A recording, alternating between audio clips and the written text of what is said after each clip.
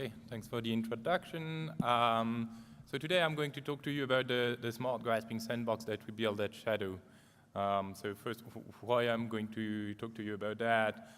So this sandbox, it's a sandbox build. So it's a simulation, and the idea is that when you do grasping, when you do manipulation, robots can be expensive, you can break your robots as well, and having simulation is quite nice, especially when you want to start doing machine learning, which is quite popular nowadays. This talk is not about how we're going to disrupt manipulation using machine learning or deep learning or whatnot, right? So I'm going to show you a few examples of using the sandbox for machine learning, but they're not like how do you do the best grasp quality in machine learning or anything like that. It's more how do you use this sandbox to do something useful. So who are we at Shadow? So let's see some videos. I'm sure that you might be somehow hungry after the video. So this is what we do at Shadow, right? We do very, very, very good hands. We also do some software around it. In this case, you are seeing a robot that's cooking a recipe. This recipe has been cooked by a chef, so the winner from MasterChef 2011 in the UK, if you're familiar with the emission. And the idea here is that it's kind of like a Pixar movie where you wear a suit, you move around, this records some data, and then you replay the data on your robot. Your robot cooks the crab bisque, and you can eat crab bisque every day for the rest of your life, which is quite neat because it's a very, very good crab bisque. So that's something that we did at Shadow. With that, we won the best of CES Asia, which was a nice reward. But for me, this is not very much robotics, right? This is just automation, because in the meantime, what happened between, okay, we record the chef moving around and we actually do the crab bisque.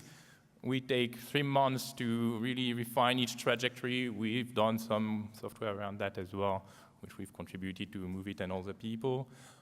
But what we want to do at Shadow is to take one step further and make grasping smart, right? So making it easy to do this kind of thing, right? To be able to cook with your robot or do other things, because cooking is maybe a bit of a edge case business-wise, but there are other businesses that can obviously apply in that case, right? So what are the uses of the smart grasping sandbox, right? So as I said, it's very useful for machine learning. So in my presentation, we go first over what's actually in this smart grasping sandbox, then 2 different machine learning cases, one which is gathering a big data set, using the smart grasping sandbox to see whether my grasp sucks, which it usually does, and the last one will be doing machine learning online to do reinforcement learning, so using the human input.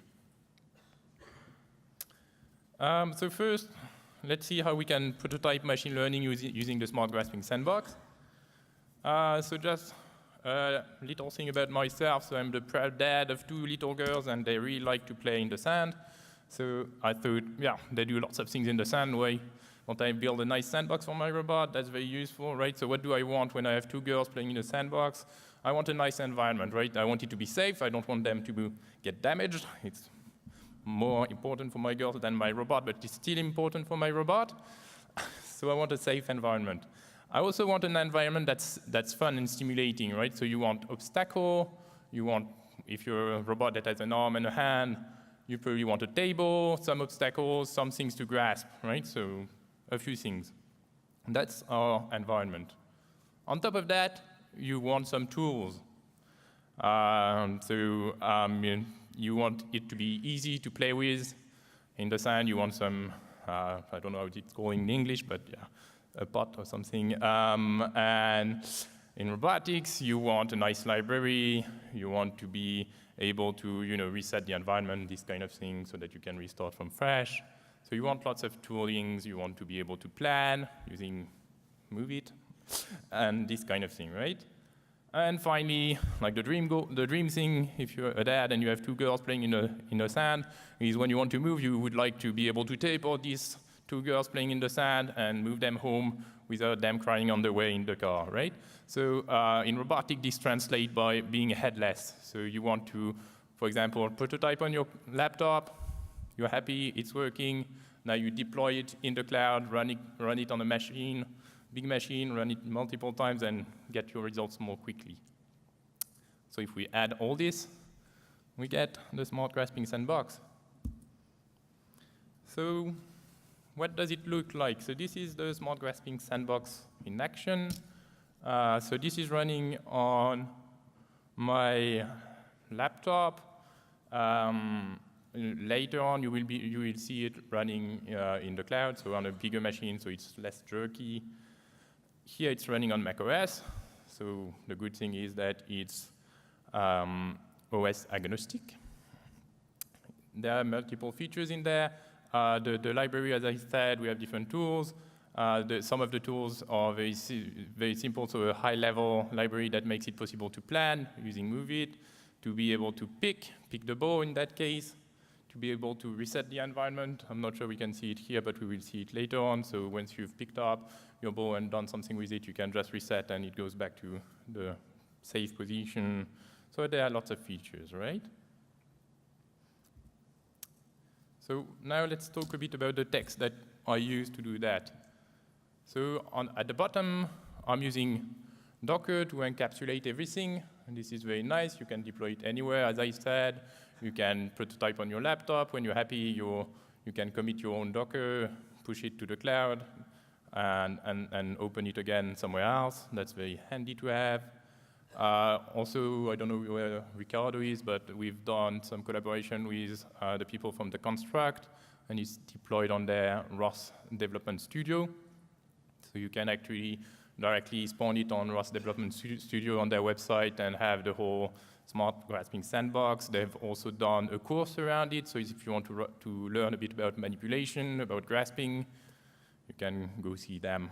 I'm not getting paid to say that, sorry. But it's actually pretty neat because you can really start right away. You don't need to install anything on your laptop. On top of that, you might have guessed if I'm here that it's using ROS.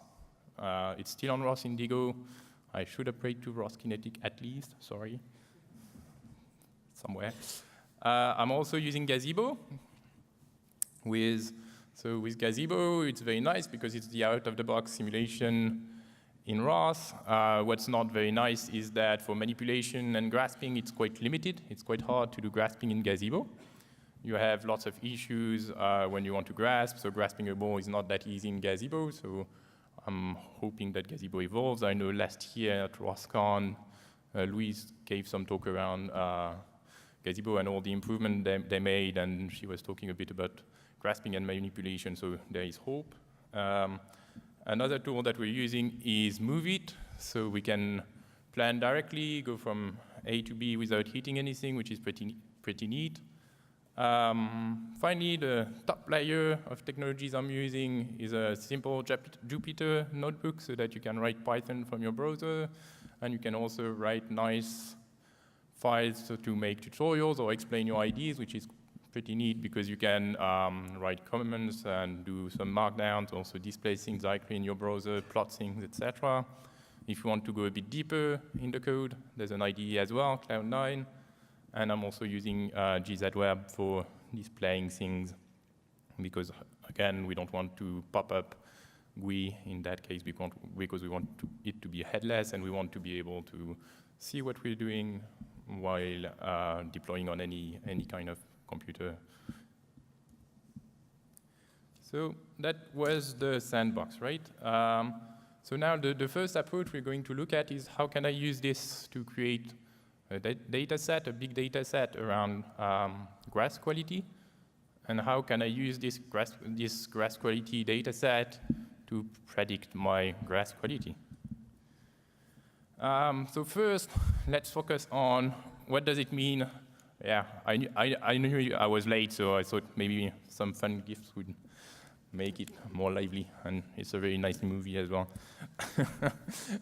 So what does it mean for a grasp to be stable, right? It means that whenever I grasp my object, if I shake my hand, the object does not fall, the object follows my hand, right? So when we gather a data set in simulation, what we want is it to be annotated automatically, right? You don't want to spend hours looking at each data and saying, yes, my grasp was stable, no, my grasp was not stable. You want it to be automatically annotated. So this is the objective grasp stability measure I use. So it's really simple to understand. You measure the distance between your object and your palm. If this distance does not vary when you shake the object, you're happy, it's stable. If it varies, the more it varies, the less stable it is. So this is how we gather the data, right? Obviously, I'm not shaking the ball in Gazebo because, again, grasping in Gazebo is quite hard. So lifting the ball is already quite tricky. Having a grasp that's stable enough to lift the ball is already quite tricky. And what we don't see here is that whenever you look at the ball, it's not really stable. Actually, it's rotating in the hand, which is quite hard to achieve with fixed fingers. But again, there are different simulators out there, and maybe one day we can have good grasping in Gazebo. But so how did I gather enough data? I spawned multiple instances on the server, because with Docker, they're all isolated, right? So you take big VM, and then you spawn lots of instances doing the same thing together at the same time. You gather lots of data. So in my case, I ran 1 million experiments where I'm grasping the ball, lifting the ball, computing the metrics, grasping it with different randomized grasps so that I have good grasp, bad grasp, grasps in the middle. And I've let that run for a few days. So the important point to get from that is that it's available, right? You don't have to do that because that takes a lot of time. It's a bit boring. But it's available and it's on Kaggle. So I don't know if you're familiar with Kaggle, which is a machine learning platform. I think it's owned by Google AI nowadays. So I uploaded it to Kaggle. A nice side effect to that is that they are running apparently a monthly price on the data sets that are put on their website. And they're very excited by robotics data sets, sorry. So excited that I won $5,000 for putting this data set on Kaggle. So if you want to share data sets, very nice way to do that. So then, okay, now I have my big data set. It's annotated, right? For each measurement, I know whether the grasp is stable or not. And now, again, I'm not going to solve grasp quality with this data set, right? We're just grasping one ball again and again, so it's not really generic. You can't really generalize that to a lot of different objects. But the goal is to transform our inputs on one hand. The inputs are everything that I get from my robot. In that case, I didn't put any tactile sensors just to make it a bit more fun. I'm just using torque and velocity measurements for each joint. In the middle, you have some black magic or neural network, for example. And on the left, you have whether your grasp is stable or not, right? So you have your left neuron, your last neuron, which is it stable or not? So some kind of measurement or prediction about grasp stability. So just one word, I'm using Keras for this on top of TensorFlow. So Keras, very nice library, very neat to use. You can prototype very quickly. And then I train a very, very simple neural net with one hidden layer, my input layer, my output layer, and just trained it for a few hours using NVIDIA. And that's the live prediction. So the first one is a stable grasp. You can see on the left in the notebook, you can see the grasp quality. So it's predicted to be stable. It's stable. And the second one, if you look at what's happening with the robot, here you think that the ball is going to be lifted. But if you look at the quality, it's not a good quality. So the ball is not lifted. And that was predicted. Woohoo. Again, it's not super impressive because it's not generic or anything, right? I grasped this ball 1 million times, and now I'm able to say whether it's going to be stable or not. Not super impressive, but in the idea is quite neat because we can do that we can reset the simulation, etc. So it's very, very easy in a way to create this data set. It's a few lines of Python. You create a data set, you can use it to do other things. And then, I mean, there are still number of problems with that. I mean, then you need to grasp more objects, which is, again, quite tricky. You need to be able to transfer that knowledge to the actual robot, which is probably also quite tricky. Okay, so now we're going to look at another way to approach machine learning with the smart grasping sandbox. And this is doing reinforcement learning and using the sandbox directly to reinforce our grasp, right? So doing live reinforcement learning on the sandbox. Just a quick word about reinforcement learning. So what do you do when you do reinforcement learning? First thing is you teach the robot. So either you pre-shape the hand around the object, or you wear some kind of data glove and move the robot around the object. So you have a grasp that's good enough. If you replay that grasp 100 times, you will probably fail 98 times out of 100. And what you want is to be able to succeed every time, right? So then you want some kind of magic process. I really like magic, sorry. And at the end, you want to be able to use that. So I turn to Bayesian optimization. The idea behind Bayesian optimization is that you want to find your peak, and you want to minimize the number of samples you use to find that peak, and then you can change and balance the way you explore or the way you exploit that your samples, right? So you can either focus on exploiting samples. That means that you're going to converge very quickly to a peak, not knowing whether it's the best peak or not, or you can focus on exploration, and then you will have a lot more samples that are gathered all around the space, and you will be less precise on your peak, but you have more chances to find a good peak. So in our case, we have a multi-dimensional space, right? It's not just 2D space, but if we start from the human pose, then we can restrict that space around the good pose that the human has shown. And then we run a Bayesian process, and we sample using the same grasp quality. That gives us a measurement. And, whoops, sorry. So we sample using the same quality measurement, and that gives us an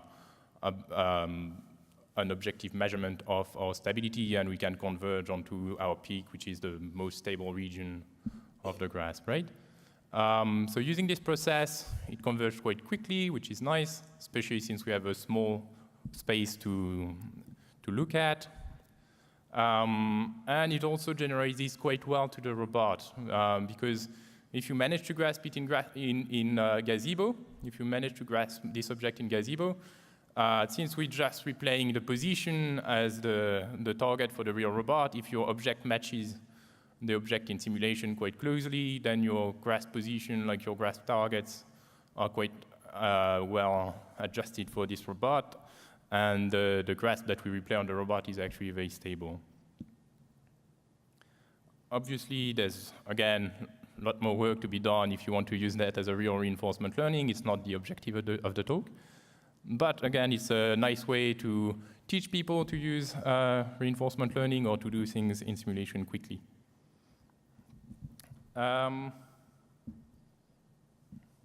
So this work was funded through Coroma project, which is an EU project that we run at Shadow, and also through SAT project, which is another UK, well, this one is a UK-funded project.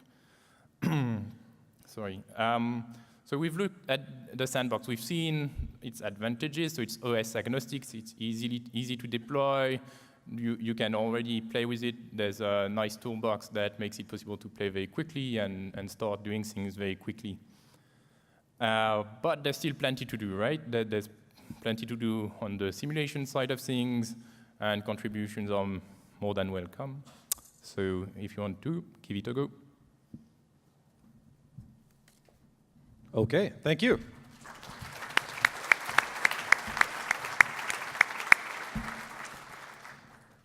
Questions? Yep. What What was the dimensionality of your Bayesian optimization, and what algorithms did you use to do the optimization? So the dimensionality is 9. We have 9 degrees of freedom, and I'm using the Bayesian optimization library in Python. Oh, okay. Yeah. All right. Yeah, go ahead. Can you comment on running the simulation at faster than real time? Did you find that possible? Did you find it useful? Did you try it? So it's not running faster than real time. I couldn't make it run faster than real time, but I did then try on a big, like on a massive computer, maybe. I mean, it would be useful, obviously. Yeah. Right. Thank you. All right. Well, thank you, Hugo.